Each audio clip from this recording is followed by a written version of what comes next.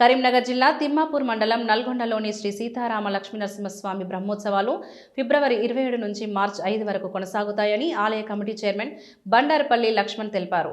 అందుకు సంబంధించిన కరపత్రాలను తిమ్మాపూర్ మండలం ఎల్ఎండి కాలనీలోని ప్రజాభవన్లో ఆలయ కమిటీ చైర్మన్ బండారుపల్లి లక్ష్మణ్ కార్యనిర్వహణాధికారి నాగుల అనిల్ కుమార్తో కలిసి ఎమ్మెల్యే కవ్యంపల్లి సత్యనారాయణ ఆవిష్కరించారు.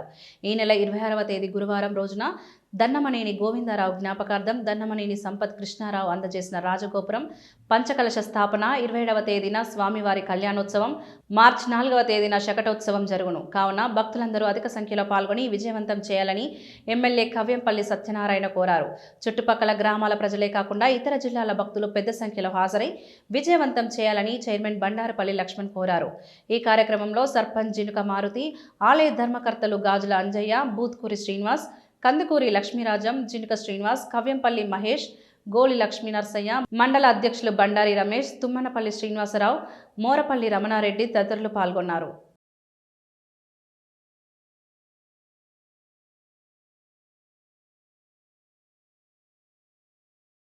లక్ష్మీనరసింహస్వామి దేవస్థానం బ్రహ్మోత్సవాల సందర్భంగా అందరిని కూడా ఆహ్వానిస్తూ ఉన్నాం.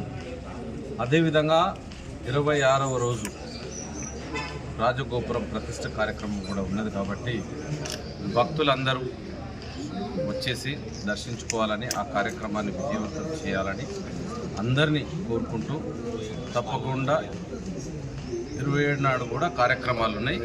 మీరందరూ కూడా వచ్చి ఆ కార్యక్రమాలన్నింటినీ కూడా జయప్రదం చేసి నరసింహస్వామివారి ఆశీర్వాదాలు తీసుకోవాలని కోరుతూ